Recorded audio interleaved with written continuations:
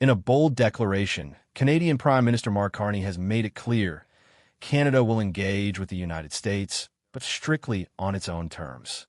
This stance comes amid escalating tensions between Canada and the U.S., sparked by President Donald Trump's recent trade tariffs and controversial remarks suggesting Canada could become the 51st state.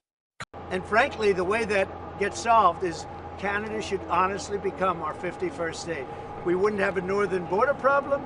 We wouldn't have a tariff problem. Personally, I've been clear. The ministers behind me, I think, to an individual, when asked, have been clear that we will never, ever, in any way, shape, or form, be part of the United States. America is not Canada. Carney emphasized the importance of mutual respect and sovereignty, stating that while a partnership with the U.S. is possible, it must be redefined and based on equality. We will reject any attempt to weaken Canada. We didn't ask for this fight, but Canadians are always ready when someone else drops the gloves. In this trade war, just like in hockey and in soccer, we will win. Highlighting Canada's contributions, Carney reminded that Canada supplies vital energy, critical minerals, and 70% of the U.S.'s fertilizer needs. Yesterday, in the latest salvo in his trade war, President Trump again imposed unjustified tariffs on our nation in violation of our existing trade agreements. This time, he targeted the auto industry and the more than 500,000 hardworking, dedicated Canadians that industry supports across our country.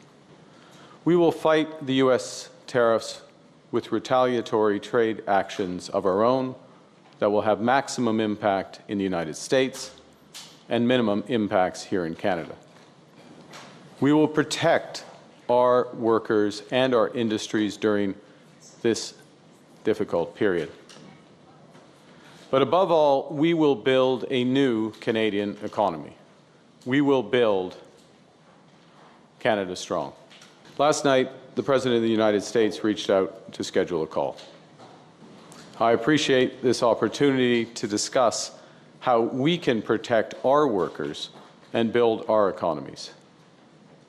I will make clear to the President that those interests are best served by cooperation and mutual respect, including of our sovereignty. Carney is set to meet President Trump at the White House on Tuesday. While not going as a tourist, he emphasizes the need for serious discussions rooted in mutual respect. Will you visit him quickly, do you think? It depends. I've been to Washington. I've been to the White House. I've seen it. I've seen all the monuments. I've been to Florida even. So I'm not going as a tourist. I'll go when there's a serious discussion to be had.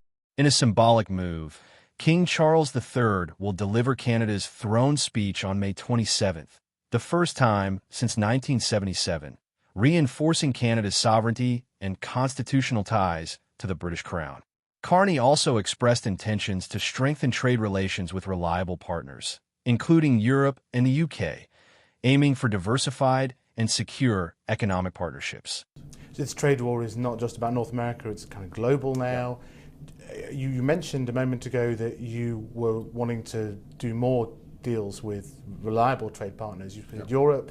What about the UK? What about the UK? Yes, what about exactly. the UK? I mean, there was something on you a shout out the other day in Saskatoon. There was something on the table. There was an issue around cheese. Do you think you can do a Canada-UK free trade agreement? Surely, it's low-hanging fruit. One would think. Look, I mean, it's one of these situations where I forget the exact figure, but it's 95-97% of our trade is effectively tariff-free between Canada and the United Kingdom. Although that's a slightly more narrow way of looking at it, because we could expand the level of integration between our countries, like-minded countries.